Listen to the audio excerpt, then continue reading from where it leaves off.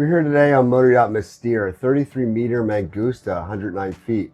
We're with master mechanic Andres with Smart Diesel Service, based out of Fort Lauderdale, who travels the world working on IPS drives, Volvo Penta. He's a certified mechanic, master mechanic. And we're here to just talk about what makes the IPS drives so good and how you can work on them, maintenance schedules, and a little information for the people out there that are new to IPS drives.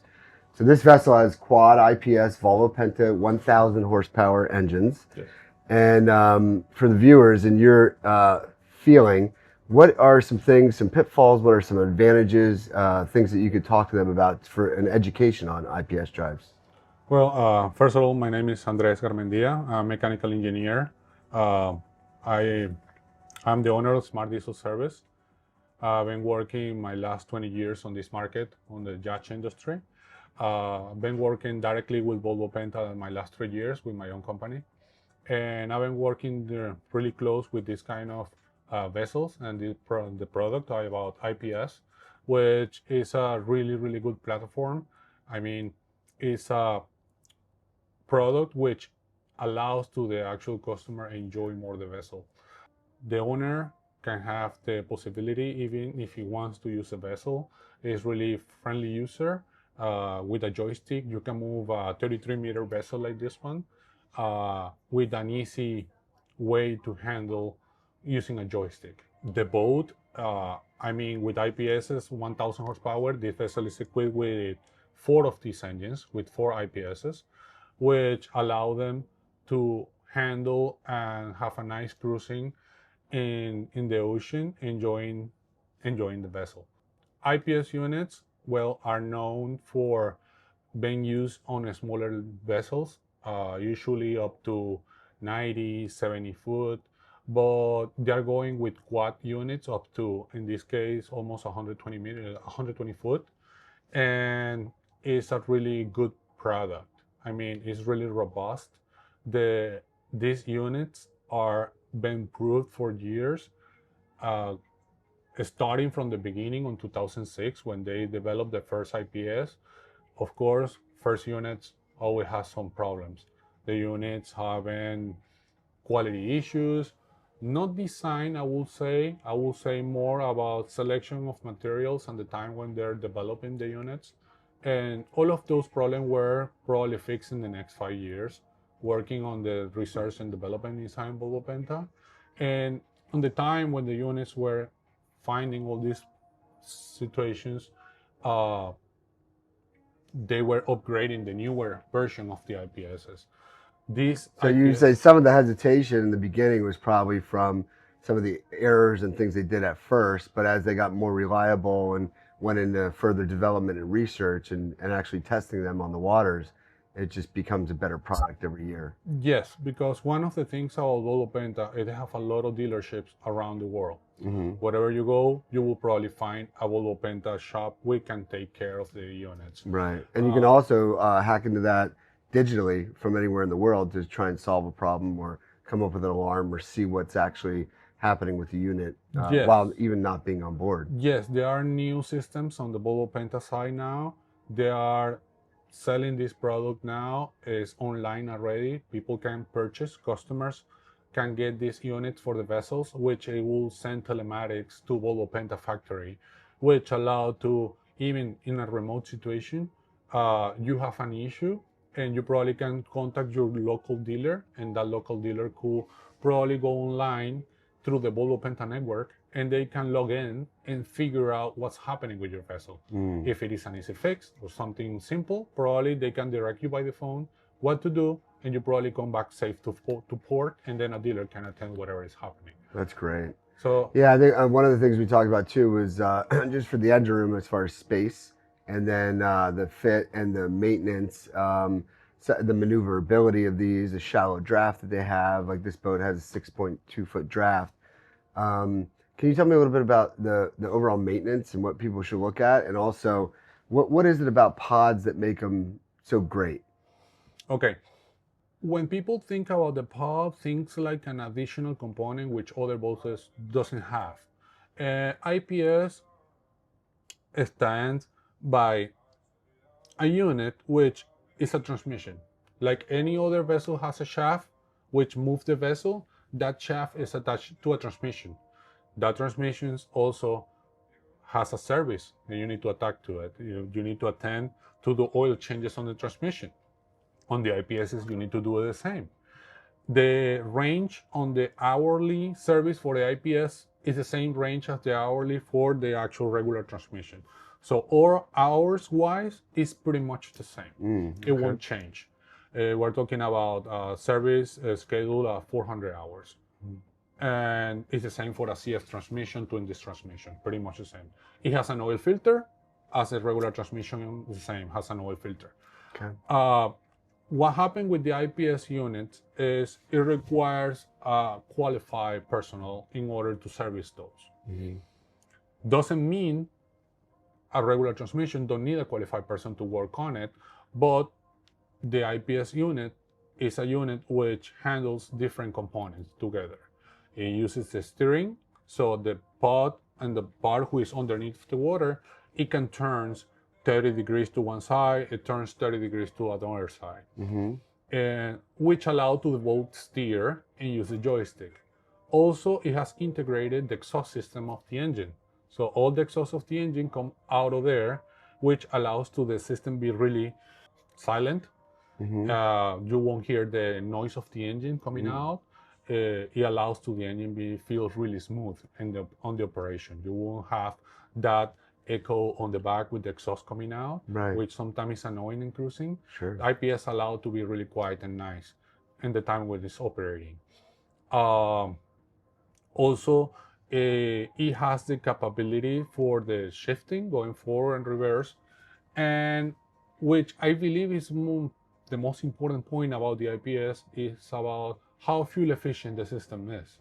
Because the dual propeller, how it works, counter rotating, facing forward, allows to grab clear and clean water in front of it, which on the direction how it's pointing allows to consume less power, or let's say in this way, put the most power on the boat in order to be more efficient. If you compare this with a regular vessel with a shaft and a propeller with a strut, most of the power, I believe something between the 20 to 30% is wasted just lifting the boat because the shaft is coming downward. So far down, yeah. So at the time when the boat trying to move forward, it actually need to lift the boat. So that movement makes to the system lose power just because it's making thrust to get the boat out of the water. And the IPS is facing forward, so all the power is actually pushing the boat vessel to go forward. And this makes the power you are using on the engine be almost 100% efficient in order to relay thrust on the vessel. Okay, that's very interesting. I was always wondering why do they have it forward in there? Because I always think, people say, well, what happens if you hit something, right?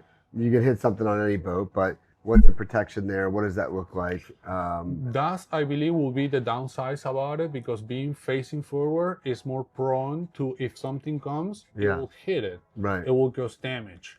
The propellers are designed, in this case, if you have an impact, to actually deform in order to don't damage the whole transmission complete. Gotcha. If the impact happens at really, really high speed, the actual boat can shear off and get out of the boat without getting water coming in. Right. Because there is an intermediate unit who actually is attached to the vessel. But the part who is underneath steers and move, and if it shear off, it actually protects the vessel to get water coming in. Right. Yeah, which if you have a traditional shaft and propeller, there could be, they could run over stuff as well. Well, yes, that's another thing. People don't think about it because, this one, the propellers are facing forward. But in a regular vessel, if you go aground, the damages could be really bad too. You can damage the strut. It can break the hull. Sure. It can make so many different things. Also, a good point about the IPS being propeller facing forward, can be damaged. Well, it can happen. Nobody's safe out in the ocean. But a good thing is with just an Allen key 6mm, a diver can change the propeller. If you have a set of propeller, you go down there with an Allen key, remove the 6 screws on it, get the propeller out, swing the Put it new back one in, in. tighten Instead of it getting a hauled little. out of the water. Yeah. It's something really easy to work on it Okay. if you think about it. In a regular boat, if you damage a propeller, well, you need a hydraulic equipment, 2, 3 divers, a lot of work in order Or to get just hauled out of the water. or haul it out of the water just Sure. to replace a propeller, which they're huge. Yeah. For a vessel like this, a propeller can be more than 3 feet long Right. and in diameter. And these propellers on the IPSs are not too big, but they easily can be handled Right. by a diver in a 6 millimeter range. Yes. So It's incredible. yeah, it's incredible how you can. I mean, some of the things we're highlighting here are they're easy to work on. You're saying Yes. they're fuel efficient, Yep. and you can drive them at low speeds, or you can go Yes. really fast if you want to. Yep. The maintenance intervals are pretty much the same as a traditional engine with transmission. Yes.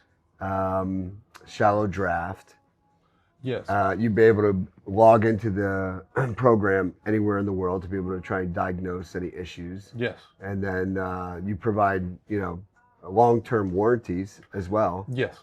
Yeah, for the customer. Easy maneuverability. There is another point. I'm sorry to interrupt you.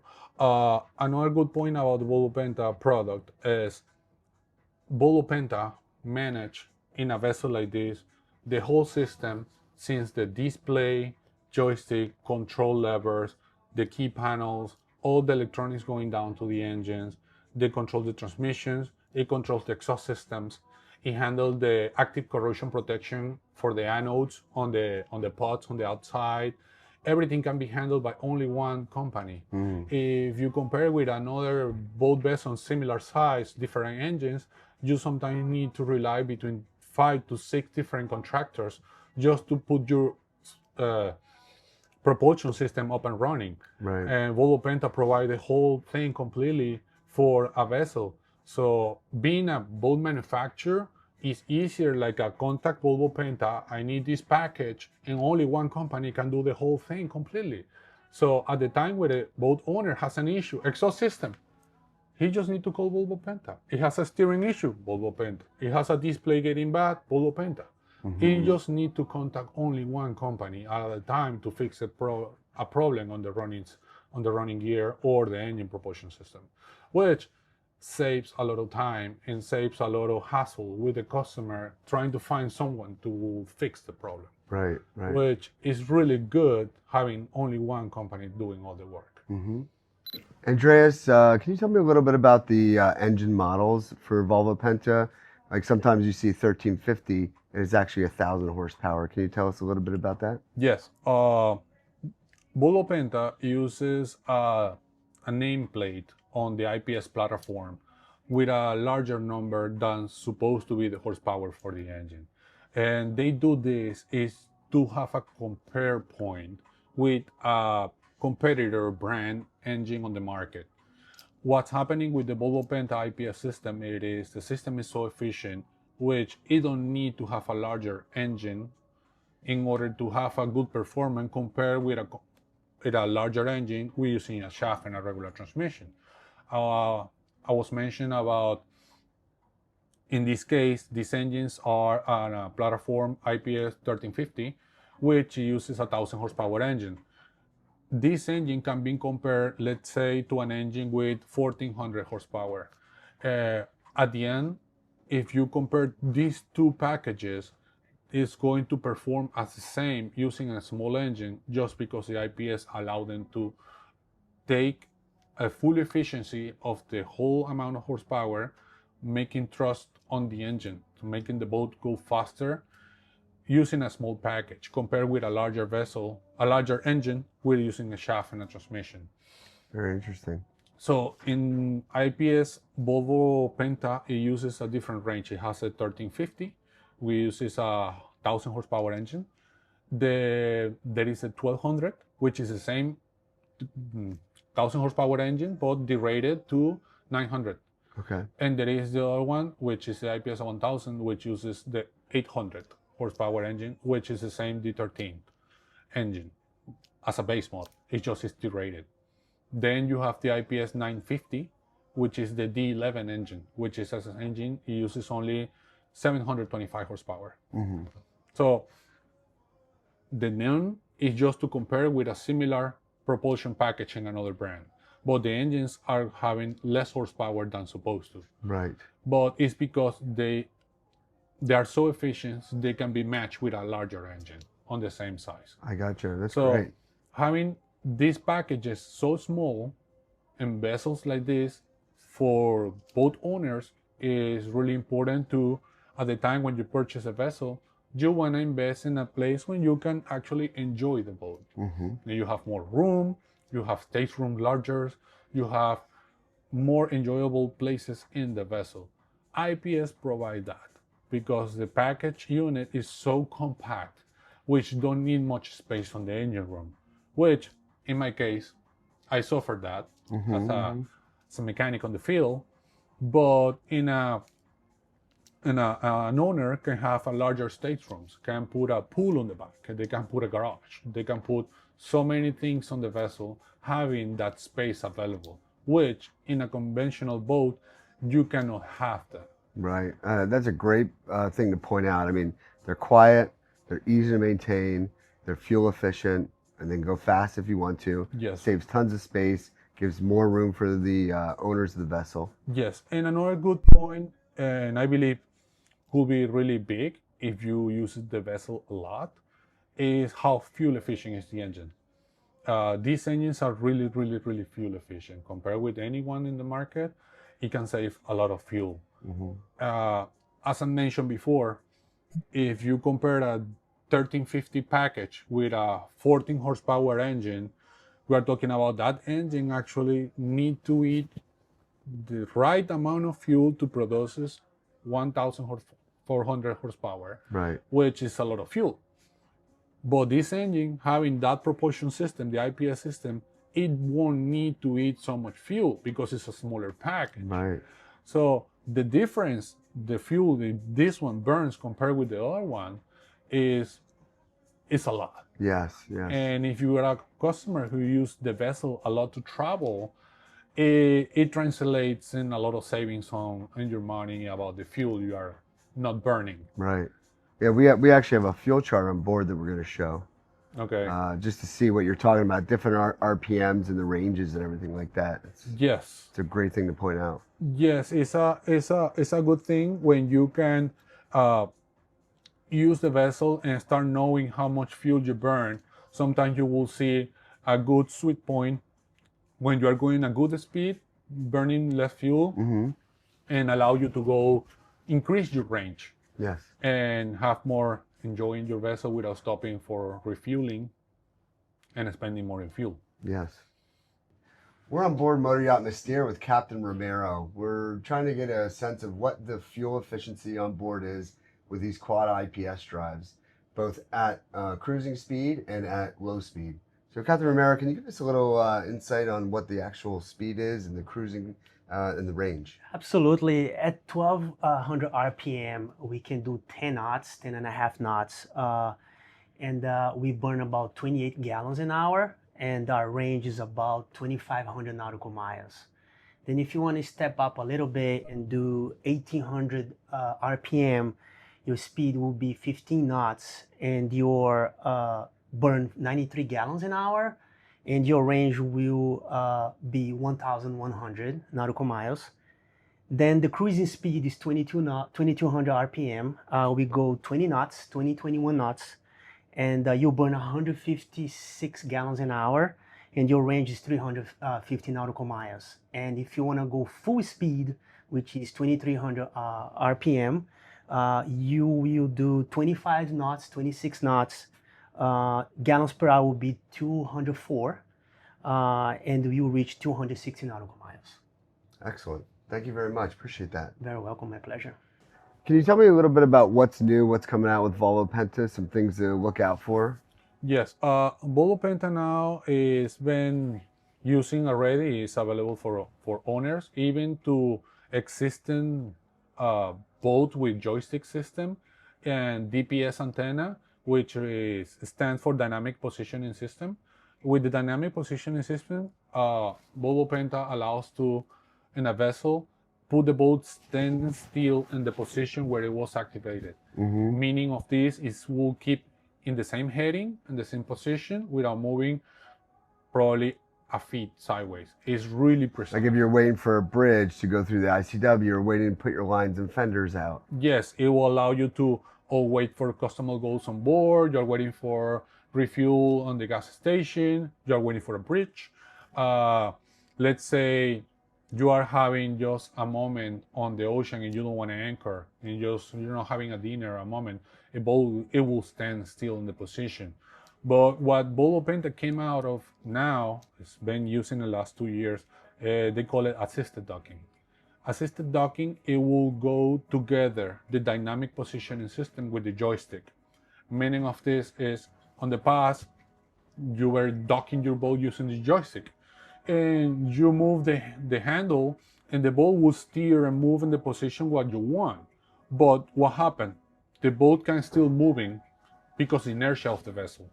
The boat can move because of wind or the water current.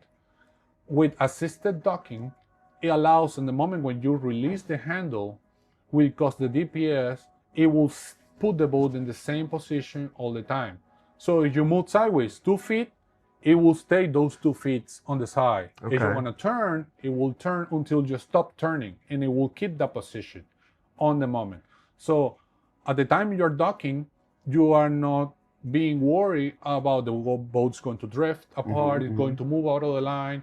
It will stay in that position, which allows to assisted docking help you to do whatever you want to do with the vessel, moving everywhere, and it's going to stay wherever you leave it. So in the past, customer need to use a joystick and then hit the button to DPS, and it will stay locked, and then deactivate it to move it again. Right. With assisted docking, it's automatic. It will do it by itself. That's great. Like you said, places where there's a lot of wind or current or something like that, that really helps out. And that's what I was mentioning about. It will make for the boat owners enjoy more the vessel. Right. Because let's say he wants to go out on a dinner with the wife and a private moment. Nice.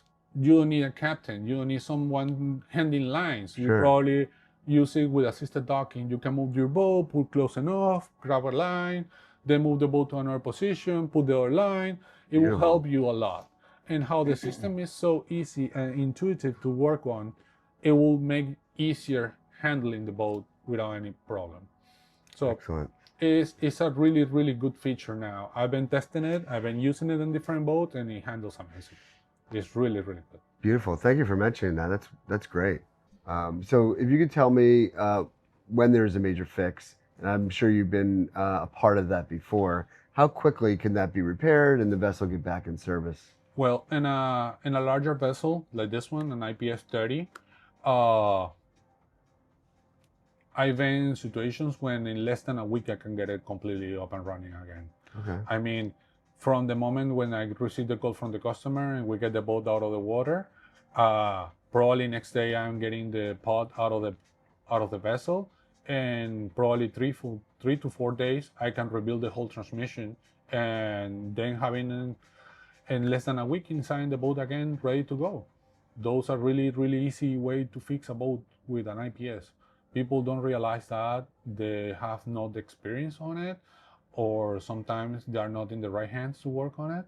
But in my company, we can put a boat up and running in less than a week in an IPS unit. That's incredible. And parts are easy to come by. And parts are easy to get. If there is an issue with a component, I can trace it until factory in Sweden, and I can have it in the next day here in my hands. They are pretty much available, all those parts in the market. If there is not availability in a part, at least they have a solution. Meaning of this, if I'm looking for a gear or a shaft or a major component which is not available, probably they will have a complete lower unit, so I can swap the lower units and they can be up and running. Meaning of this, if the lower unit is defective. right. If it is a clutch issue, well, probably I can have a recondition transmission available, reconditioned by Volvo Penta, available on the market also. There are many options to fix the boat. It can be only one. Right. So there are products on the market that we can have in hand in order to fix the boat. I love it. You know, you are incredible with your company. You have your company, you're a master mechanic, you have a team that works for you. You can go anywhere in the world. You can access the server that the Volvo Penta has and help troubleshoot for clients. You can do surveys on boats, you do warranty work. Yes. So you have the full gamut at Smart Diesel Service to be able to take care of the customer. Yes, that's what we're trying to provide all the time with the customers. We got a good relationship with Volvo Penta, so whatever the customer needs, we have people to contact. We can find parts, we can find solutions, we can find whatever the customer needs in order to keep his boat up and running. Thank you very much. Yeah. Appreciate it. That's fine.